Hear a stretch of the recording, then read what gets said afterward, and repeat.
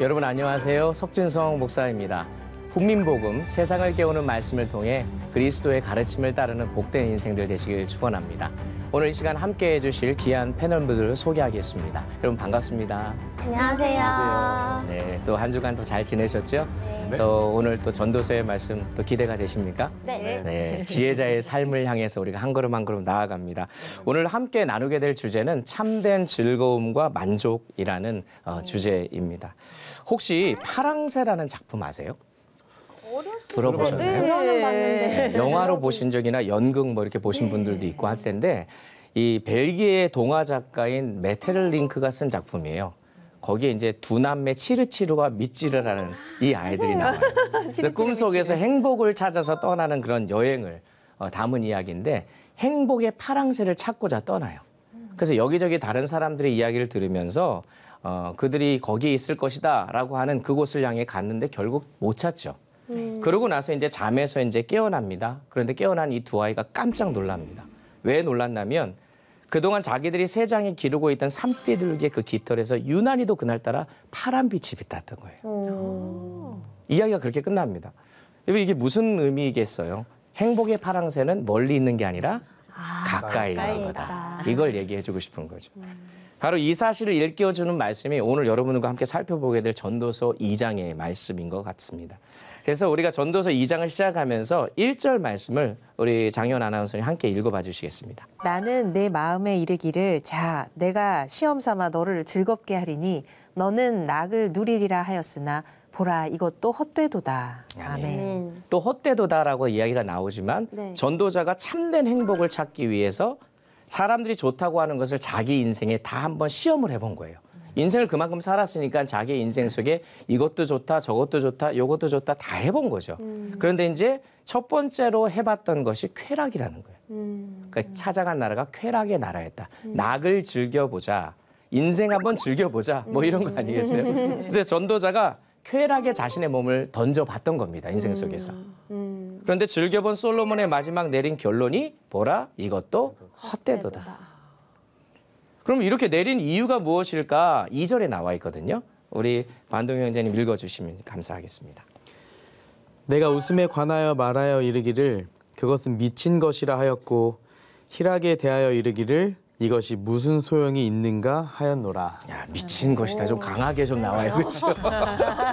자신이 쾌락을 누리면서 웃고 떠들고 희낙낙하던 것들이 다 쓸데없는 미친 짓이었다. 이 말입니다. 강하게 얘기하고 있는 거예요. 이 사람 웃음도 자신의 영혼에 만족을 주지 못했다는 것을 지금 깨달은 이 전도자가 그 다음으로 넘어간 게 또 다른 쾌락, 술을 마셨다는 거예요. 3절 말씀 한번 읽어봐 주시겠습니까? 내가 내 마음으로 깊이 생각하기를 내가 어떻게 하여야 내 마음을 지혜로 다스리면서 술로 내 육신을 즐겁게 할까?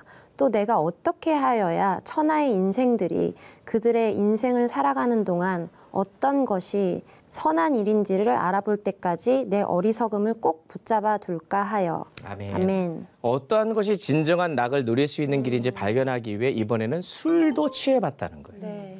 실제로 힘든 일이 있을 때 술로 위안을 얻으려고 하고 또 고통스러운 인생을 잊고 싶어하는 이들이 많이 있잖아요. 그런데 술로도 인생의 참된 의미를 깨닫지 못했다라고 전도자는 지금 얘기하는 겁니다. 그 다음에 또 한 게 뭐냐? 4절에 보니까요. 나의 사업을 크게 하였노라. 내가 나를 위하여 집들을 짓고 포도원을 일구었다. 비즈니스를 해봤다는 거예요. 뭐 여러 가지 사업도 해보고 그러면서 행복을 찾아보려고 했고 집도 지었대요. 여러분 실제로 솔로몬이 자기 집을 짓는데 13년에 걸쳐서 지었어요. 그럼 어마어마하게 화려하게 지었겠죠. 그럼에도 불구하고 그것도 다 소용없다. 포도원을 일구었고 5절에 보니까 여러 동산과 과원을 만들어서 그 가운데 각종 나무와 과일도 심었다라고 기록합니다. 에덴 동산처럼 다 해본 거예요. 또 6절 보니까 수목을 기르는 삼림에 물을 주기 위해 못들을 팠다라고 돼 있는데 유대 땅에는요 비가 겨울철에 주로 옵니다. 네. 여름철에 안 와서 겨울철에 비가 내리면 그 내리는 비를 모아가지고 여름철에 사용하기 위해서 못을 만들어요. 관계수처럼. 예, 그렇죠, 맞죠. 그러니까 그런 부분들을 하기 위해서 만드니까 그걸 만들려면 뭐가 필요해요? 노동력이 필요하죠. 네, 일꾼이요. 네, 일꾼이 필요하죠. 그래서 7절에 기록하고 있는 게 뭐예요? 남녀노비들을 사기도 하고 집에서 종들을 낳기도 했다라고 얘기하는 거죠. 그 10,000원 인원들을 또 먹여야 되잖아요. 돈도 필요하죠. 이야. 그러니까 식량도 필요하니까 솔로몬이 예루살렘에 있던 다른 사람들보다 뭐 소와 양떼를 훨씬 더 많이 소유했다. 8절은 금은 보화도 가득했다라고 계속해서 이야기하는 겁니다. 거기에다가 나중에는 노래하는 남녀들과 인생들이 기뻐하는 처첩들도 많이 두었다. 그러면서 성적 쾌락까지 추구했던 것을 보게 됩니다. 어떻게든 쾌락을 통하여서 행복을 맛을 보기 위해서 여러 가지 많은 것들을 노력한 겁니다. 온갖 진짜 쾌락을 다 누렸던 그런 자였습니다. 이 세상에 이처럼 세상에 있는 모든 다양한 종류의 쾌락을 누려본 사람은 없었을 겁니다. 다행히도 그가 깨달았다는 게 이제 감사한 거죠. 그래서 11절에서 뭐라고 하는지를 한번 볼까요? 우리 장희 아나운서님 읽어주십시오. 그 후에 내가 생각해 본즉 내 손으로 한 모든 일과 내가 수고한 모든 것이 다 헛되어 바람을 잡는 것이며 해 아래에서 무익한 것이로다. 아멘. 아멘. 깨달은 거죠. 쾌락의 나라에서 행복한 파랑새를 찾은 줄 알았는데 사실 못 찾은 거죠. 그래서 나중에 알고 보니 그 인생에 어떠한 의미도 주지 않는다라는 것을 알게 되었다는 거예요. 그래서 이런 쾌락에서 자신의 진정한 행복을 찾기 위해서 노력했던 이 솔로몬이 그 다음으로 다른 곳으로 이제 향합니다. 그게 뭐냐면 지혜의 나라입니다.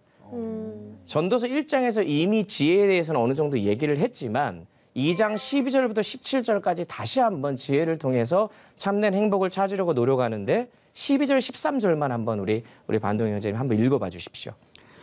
내가 돌이켜 지혜와 망령됨과 어리석음을 보았나니 왕 뒤에 오는 자는 무슨 일을 행할까? 이미 행한 지 오래 전의 일일 뿐이리라.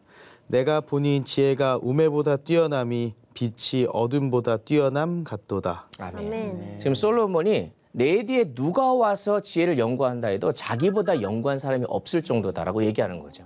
그러니까 지혜를 가져도 받고 어떻게든 지혜를 더 갖기 위해서도 노력했다. 그러면서 그가 깨달은 게 지혜가 우매보다 낫고 지혜자는 눈이 밝고 우매자는 어둠에 다닌다라고 말하면서 확실히 지혜가 좋다라고 얘기해요. 그런데 전도자가 자신의 그 찾고 있었던 행복을 그 지혜에서 찾았을 것이라고 분명히 인생을 살아오면서는 깨달았을 것입니다. 그런데 나중에 얼마 지나지 않아 그게 또 아니었다. 자기의 가진 지식과 지혜가 그렇게 많았음에도 불구하고 그것이 나에게 참된 행복을 주는 것이 아니다라는 것을 깨닫죠. 그래서 14절, 15절에서 이렇게 얘기하는 겁니다. 한번 읽어봐 주십시오. 네. 지혜자는 그의 눈이 그의 머릿속에 있고 우매자는 어둠 속에 다니지만 그들 모두가 당하는 일이 모두 같으리라는 것을 나도 깨달아 알았도다. 내가 내 마음속으로 이르기를 우매자가 당한 것을 나도 당하리니 내게 지혜가 있었다 한들 내게 무슨 유익이 있으리요 하였도다. 이에 내가 내 마음속으로 이르기를 이것도 헛되도다 하였도다. 아멘. 지혜가 있었는들 나에게 무슨 소용이 있으랴. 이것도 헛되다라고 얘기하는 거예요. 그런데 그 이유가 중요합니다. 지혜자이건 우매자이건 결국 당하는 일이 다 똑같은데 내가 뭐 지혜가 있은들 무슨 소용이 있겠느냐. 그들이 똑같은 당하는 게 뭐라고 16절에서 얘기하느냐. 지혜자도 우매자와 함께 영원하도록 기억함을 얻지 못하니 후일에는 모두 다 잊어버린 지 오래일 것임이라. 오라 지혜자의 죽음이 우매자의 죽음과 일반이로다. 똑똑한 자나 어리석은 자나 죽는 건 똑같다는 거예요. 매한가지라는 거죠. 그리고 사람들의 기억 속에서는 똑같이 다 사라지게 된다는 거예요. 그러니까 전도자는 이 지혜의 나라에서도 행복의 그 원인과 또 그거를 찾지를 못했다는 것을 우리가 보게 됩니다. 그래서 결론이 17절이에요. 다 같이 한번 읽어볼까요? 17절 말씀을 한번 읽어보겠습니다. 시작. 이러므로 내가 사는 것을 미워하였노니 이는 해 아래에서 하는 일이 내게 괴로움이요 모두 다 헛되어 바람을 잡으려고 하는 것이기 때문이로다. 아멘. 인간의 지혜와 지식으로는 참된 행복을 찾을 수 없다라고 결론을 짓고 있는 거예요. 그럼 무엇이 행복을 가져다 줄까? 이제 이런 질문 우리가 던져야 돼요. 네. 그래서 지난 시간에도 살펴봤지만 결국 하나님을 아는 지식이 참된 행복을 가져다 주는 겁니다. 시편 말씀 여러분 1편 아세요? 복 있는 사람은 이라고 이야기를 하잖아요. 그래서 시편에서 복 있는 사람은 하면서 이야기하고 있으면서 이 시편 1편은 시편 전체의 주제를 이야기하고 있어요. 그리고 진짜 복 있는 사람이 누구인지를 알려주는 말씀입니다. 그래서 여러분 그 시편에 복 있는 삶이라고 하는 히브리어로 아슈레이라는 단어가 있거든요. 이 단어가 시편 전체의 첫 단어예요. 그래서 시편을 보는 독자들로 하여금 다들 복 좋아하잖아요. 좋아하죠. 네. 그래서 복이란 단어를 딱 먼저 보여주면서 복이 뭘까? 복 받는 비결이 뭘까? 관심을 끄는 거죠. 그러면서 복 있는 사람은에 대해서 설명하는 게 시편 전체의 말씀이에요. 네. 근데 특별히 1편에서 주제를 말하는데 뭐라고 1절에서 얘기하느냐? 악인의 길을 쫓지 아니하며 죄인의 길에 서지 아니하며 오만한 자의 자리에 앉지 않는다. 그러면서 2절에서 오직 여호와의 율법을 즐거워하여 주야로 묵상하는 자가 복 있는 사람이다. 이렇게 얘기하는 거거든요.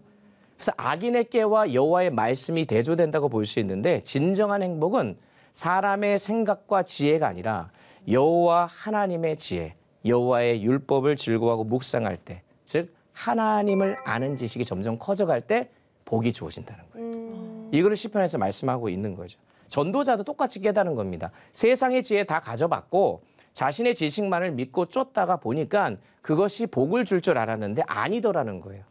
그래서 알고 봤더니 자기도 모르는 사이에 악인의 길을 쫓고 죄인에게 서고 오만한 자의 자리까지 앉게 되어지는 자신의 모습을 보면서 회개하며 하나님을 아는 지식이 커져가야 되겠다. 이것을 말씀하고 있는 거예요. 자, 이렇게 쾌락을 쫓아봤고 지혜도 쫓아봤어요. 남은 게 뭘까요?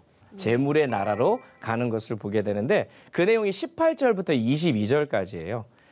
자, 그런데 내용을 보면 거기서도 자기가 원하는 행복을 찾을까요? 못 찾을 것 당연히 같아요. 못 찾으니까 제가 얘기할 수 있는 거 아니겠어요? 자, 18절부터 22절까지 우리 한번 읽어봐 주시면 감사하겠습니다. 우리 장현 아나운서님 읽어 주십시오. 내가 해 아래에서 내가 한 모든 수고를 미워하였노니 이는 내 뒤를 이을 이에게 남겨주게 됨이라. 그 사람이 지혜자일지 우매자일지야 누가 알냐마는 내가 해 아래에서 내 지혜를 다하여 수고한 모든 결과를 그가 다 관리하리니 이것도 헛되도다. 이러므로 내가 해 아래에서 한 모든 수고에 대하여 내가 내 마음에 실망하였도다. 어떤 사람은 그 지혜와 지식과 재주를 다하여 수고하였어도 그가 얻은 것을 수고하지 아니한 자에게 그의 몫으로 넘겨주리니 이것도 헛된 것이며 큰 악이로다. 아멘. 자, 사람이 해 아래에서 땀 흘리고 수고해서 많은 재물을 쌓은들 죽고 나면 가져가는 게 하나도 없다는 거예요. 그렇죠. 그러면 그 남은 재물을 누구에게 가요? 뭐 자녀에게 간다든지 다른 사람에게 남기고 갈 수밖에 없기 때문에 무슨 소용이 있냐. 한마디로 지금 그 얘기하는 거거든요. 그건 솔로몬이 엄청난 부귀영화를 누린 사람이잖아요. 네. 그런데 죽는 순간 자기가 가지고 있는 그것 중에 뭐 한 톨이라도 가져갈 수 없다는 것. 그래서 공술의 공수가 뭐 이런 말이 있듯이 우리의 인생은 빈손으로 왔다가 빈손으로 가는 인생이라는 것을 이 전도자가 깨달은 겁니다. 그래서 사실 우리에게 중요한 것은 내가 가진 게 얼마냐. 그리고 내가 이 땅에서 수고해서 얼마나 재물을 모았느냐. 이것이 아니라 나의 가진 모든 것이 내 것이 아니라 하나님의 것임을 인정하는 것. 그리고 하나님이 나에게 공급해 주셨기 때문에 내가 지금 먹고 살 수 있다는 것을 우리가 인정해야 되는 거예요. 네. 그래서 이스라엘 백성들이 40년 동안 광야 생활하면서 날마다 만나와 메추라기로 먹이 쓴 그 하나님 앞에서 얼마나 처음에 깜짝 놀랐겠어요. 그리고 하나님의 은혜를 얼마나 기뻐하며 감격했겠습니까? 근데 문제는 반복되면 당연한 줄 알죠. 감사할 줄 모르고. 이게 이제 우리의 연약함인 겁니다. 어디에서도 원하던 행복을 찾지 못한 채 결국 제자리로 돌아와서 깨닫게 되는데 그것이 바로 지금 현재의 삶이 가장 중요하기 때문에 만족하며 살 때 가장 참된 행복을 누릴 수 있음을 이 전도자가 깨닫습니다. 24절 말씀 다 같이 한번 읽어봤으면 좋겠습니다. 2장 24절 말씀 함께 읽겠습니다. 사람이 먹고 마시며 수고하는 것보다 그의 마음을 더 기쁘게 하는 것이 없고 내가 이것도 본즉 하나님의 손에서 나오는 것이로다. 아멘. 솔로몬이 이미 많은 게 주어졌었고 모든 거 다 누려봤던 자예요. 그런데 25절에서 어느 정도로 얘기하느냐면 먹고 즐기는 일을 누가 나보다 더 해봤냐. 얘기해봐라. 그러니 내 말 좀 들어라. 난 다 해봤으니까 내 말이 맞는 말이야. 솔로몬 너무 매력이 많은 것 매력이 많죠? 이 뉘앙스들을 보면 얼마나 자부심이 많은지를 느낄 수 있습니다. 네. 하지만 방금 읽었던 24절 마지막 절에 중요한 걸 깨닫잖아요. 내가 이것도 봤지만 그것도 다 하나님의 손에서 나왔다는 것을 알았다는 거예요. 그래서 오늘 이 시간이 하나님이 주신 선물이에요. 모든 몸에 있는 모든 기관들이 내 스스로 모든 것을 움직일 수 있을 것 같지만 사실 이 안에 있는 내장들은 내 마음대로 못 움직여요. 심장도 하나님이 띄워주셔야지만 내가 호흡할 수 있는 거죠. 네. 잠자리에 들었을 때 내가 그 다음날 일어난다는 보장이 없는데 그래서 아침에 일어나는 순간 하나님 저의 생명을 또 연장시켜 주셨군요. 그러면서 현재에 만족할 수 있는 그 마음이 우리에게 있어야 된다라는 것입니다. 근데 사실 저와 여러분이 모든 게 다 갖춰지고 내가 원하는 것을 얻으면 행복할 것 같지만 그렇지 않잖아요. 좋은 집에 살면 더 좋은 집에 살고 싶고 좋은 차를 얻으면 더 좋은 차를 사고 싶은 게 우리의 마음입니다. 그러니까 만족할 수 없어요. 어느 순간부터 주어진 것을 당연하게 여기게 되고 오늘의 소중함을 알고 그다음에 감사하는 마음으로 살아가는 것. 이게 가장 행복한 삶을 살 수 있는 첫 번째 비결이라는 거죠. 그래서 참된 행복과 만족을 위해서는 오늘 나에게 주어진 삶을 귀하게 여길 줄 알아야 됩니다. 그리고 두 번째는요. 어떤 조건이 아니라 행복의 근원이신 주님을 마음에 품을 때 참된 행복을 누릴 수 있습니다. 복의 근원은 하나님이시잖아요. 24절 하반절에서도 하나님의 손에서 나오는 것이도다라고 이 전도자가 깨달았잖아요. 인생의 행복은 어떤 환경과 조건이 있는 것이 아니라 하나님께 달려있다. 네. 이게 우리 안에 분명한 고백으로 남아 있어야 됩니다. 그런데 우린 자꾸 다른 데서 행복을 찾으려고 합니다. 네. 26절에서도 하나님은 그가 기뻐하시는 자에게 복을 주신다라고 이야기하니까 결국 이 전도서 기자가 평생을 살면서 좋은 조건이란 조건, 쾌락과 지혜와 죄물을 다 찾아다니면서 행복을 얻으려고 노력했지만 찾지 못했던 이유는 간단한 거예요. 행복은 하나님이 주시는 것인데 다른 데서 찾았기 때문이죠. 네. 그 진정한 기쁨이라는 것은 하나님을 즐거워하는 것입니다. 잠시 잠깐 이 땅에 살면서 썩어질 것을 마음에 두지 말고 영원한 것, 해 위에 계신 하나님으로 인해 기뻐하며 살아가는 것. 이게 우리가 해야 될 그런 모습이 아닌가 생각돼요. 그러니까 원래 인간을 하나님께서 만드실 때는 세상의 다른 무언가로 만족할 수 있는 존재로 만들지 않으셨어요. 하나님은 하나님으로만 만족할 수 있도록 만들었어요. 하나님은 영이시기 때문에 하나님과 교제하고 하나님과 함께하기 위한 존재로 만들었기 때문에 우리의 영은 하나님께 꽂히지 않으면 이거는 항상 목마를 수밖에 없는 거죠. 그래서 여러분 잘 아는 요한복음 4장에 가보면 수가성 여인이 나오거든요. 그 수가성 여인이 어떤 여인이었냐면 늘 목말라하는 여인이었어요. 그래서 우물가에서 물을 기르러 왔는데 그 여인은요 남편이 5명이나 됐습니다. 능력자예요. 한마디로 그 여인은요 자신의 목마름을 남자를 통해 채우려고 했던 거예요. 그런데 예수님을 만나서 진정한 목마름의 문제가 해결되잖아요. 그래서 요한복음 4장 14절에서 예수님이 내가 주는 물을 마시는 자는 영원히 목마르지 아니하리니 내가 주는 물은 그 속에서 영생하도록 솟아나는 샘물이 되리라. 아멘. 우리도 이 사마리아 여인과 같이 자신의 목마름을 채우고 해결하기 위해서 저마다 소중하게 여기는 것들을 자꾸 바라보면서 거기에서 자꾸 우물을 푸고 있어요. 어떤 사람은 돈, 어떤 사람은 자식, 어떤 사람은 건강, 명예, 여러 가지 많은 것들을 통해서 자신의 목마름을 채우려고 하지만 절대로 채워질 수 없는 존재가 우리라는 거예요. 요한복음 7장 37절 38절의 말씀을 그래서 우리가 기억해야 됩니다. 함께 읽어보겠습니다. 명절 끝날 곧 큰 날에 예수께서 서서 외쳐 이르시되 누구든지 목마르거든 내게로 와서 마시라. 나를 믿는 자는 성경의 이름과 같이 그 배에서 생수의 강이 흘러나오리라 하시니라. 아멘. 더 이상 다른 우물 기웃거리지 말고 영생하도록 솟아나시는 그 샘물이신 예수 그리스도 그분을 날마다 만나는 축복이 우리에게 있었으면 좋겠습니다. 여러분 시편 23편에 다윗이 이런 고백하죠. 여러분 잘 알잖아요. 여호와는 나의 목자시니 그 다음에 내게 부족함이 없다. 이 말이 무슨 말인지 아세요? 예수님 한 분만으로 만족한다는 거예요. 하박국 선지자는 뭐라고 고백했냐면 무화과 나무 잎이 마르고 포도 열매가 없어 감람나무에 소출이 없어도 나는 여호와 한 분만으로 기뻐하고 만족한다. 이렇게 얘기하는 거예요. 그러니까 우리의 상황과 환경이 상관이 없는 거예요. 네. 복의 근원 대신 하나님 안에서 참된 행복을 찾는 우리가 되어야 하는 것이죠. 그리고 마지막으로 참된 즐거움과 만족은요. 나를 위한 삶이 아니라 하나님을 위한 삶을 살아갈 때 만족감을 누릴 수가 있습니다. 오늘 본문 24절을 보면 전도서를 시작하면서 단 한 번도 나오지 않았던 단어가 하나 나와요. 여러분 깜짝 놀라실 겁니다. 하나님이란 단어가 등장해요. 26절에서도 하나님이란 단어가 2번이나 반복해서 나오는데 여러분 이게 우연이 아니에요. 왜냐하면 전도서 2장에서 가장 많이 나오는 단어가 나입니다. 나.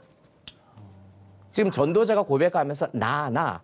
심지어 여러분 무려 50번이나 나오는데 4절, 6절, 7절, 8절에 반복되는 구절이 있습니다. 한번 보세요. 2장 4절, 6절, 7절, 8절에 반복되는 문구가 나를 위하여라는 문구예요.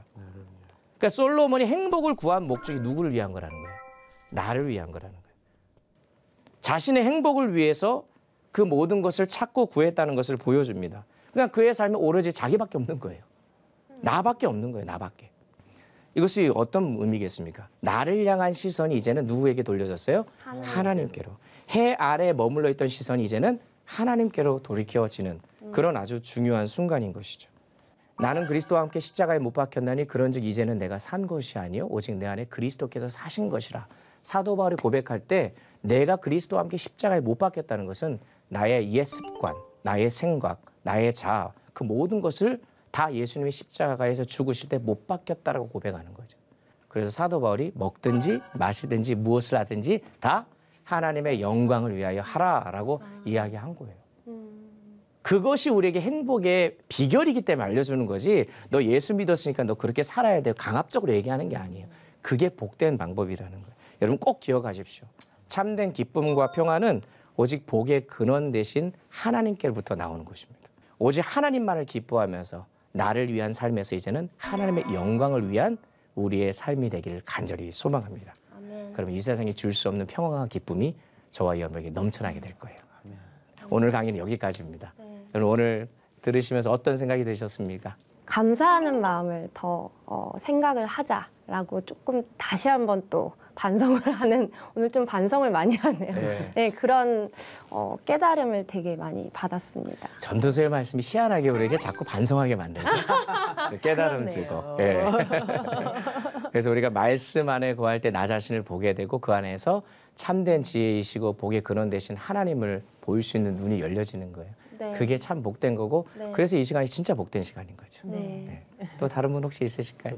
저도 이제 이런 CCM 사역도 하면서 네. 이제 이 가게를 운영하고 있어요. 이제 음식 그러시구나. 네. 이제 피자 가게를 운영하는데 한동안 제가 이제 매출이 여름에 좀 떨어지니까 마음에 좀 근심이 생긴 거예요. 그렇죠. 장사를 더 해야 되나? 그래서 평일날 제가 예배하던 시간을 조금 줄이고 장사하는 시간을 조금 더 늘렸어요. 그러면 뭔가 제 마음이 평안해질 줄 알고 대박 날 줄 알았는데. 돈을 조금 더 벌면 제가 좀 더 좋을 줄 알고 이렇게 했는데 돈을 조금 더 벌려도 아니면 어느 날은 매출이 안 나와도 제 마음에는 이렇게 평안이 조금씩 없어지는 거예요, 그게. 그래서 저희 이제 담임 전도사한테 이제 좀 상담을 좀 하고 했더니 예배 시간 줄이지 말고 예배를 더 해라.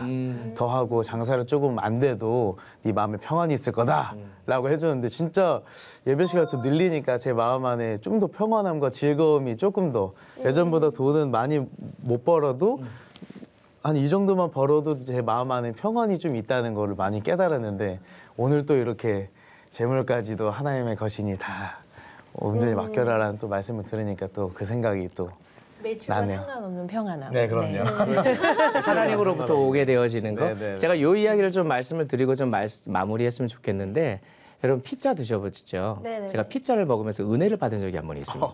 어떤 은혜를 받았냐? 여러분 피자를 보면 이렇게 8조각 정도 이렇게 쪼개서 오잖아요. 네. 우리는 인생을 어떻게 생각하냐면 한 조각은 나의 가정, 한 조각은 나의 일터, 또 한 조각은 교회 이렇게 나를 분리해서 생각을 하거든요. 네. 그러다 보니까 나의 삶에 있어서 이 부분에 더 우선순위가 두어지면 다른 것들이 밀리게 돼 있습니다. 그래서 아까 말씀하신 대로 가게를 집중하다 보면 하나님을 예배하는 데 밀리게 되지만 사실은 하나님을 섬기는 것은 이분법적인 일이 아니에요. 피자의 8조각 중에서 여러분 오다 보면 배달 오면은 그 피자의 가운데 뭐가 꼽혀져 있는 거 있어요. 네, 고정 흔들리지 같은 말라고. 거예요. 네. 그게 하나님이셔요. 네. 하나님이 나의 모든 8조각 같은 나의 인생의 모든 부분을 꽉 붙들어 주는 거지. 네네네. 하나님과 나의 일터 중에 하나님이 먼저고 일터가 두 번째다. 그런 개념이 아니에요. 너희는 먼저 그의 나라 그의 의를 구하라라고 하는 게 프로토스라고 하는 헬라어 단어인데 그 단어가 첫 번째 순위라는 의미도 있지만 가장 중요한 핵심이라는 뜻도 있거든요. 그래서 결국 나의 인생의 중심에 하나님이 계시면 가정이든 일터든 어떤 곳에 있든지 하나님이 움직이시는 삶이 되는 거죠. 네. 그럼 만족할 수 있는 거 아니겠습니까? 네. 아니, 목사님 피자를 드시면서도 이렇게 심오한 생각을. 그런 각도로 보실 수 있으시다는 게 저는 그거에 은혜를 좀 많이 놀라워요. 받았어요. 우리 보통 8조각이 나눠져 있으면 이게 1인분에 몇 개를 먹어야 할까 이 생각을. 이게 무슨 맛일까? 다음에 한번 묵상해 보셨으면 좋겠습니다. 알겠습니다. 이제부터 자, 오늘- 그렇게 생각이 될 것 같아요. 네. 피자 먹을 때마다 생각해요. 그러니까. 오늘 수고 많이 하셨고요. 오늘 강의는 여기까지입니다. 우리 다음 주에 뵙도록 하겠습니다. 감사합니다. 감사합니다.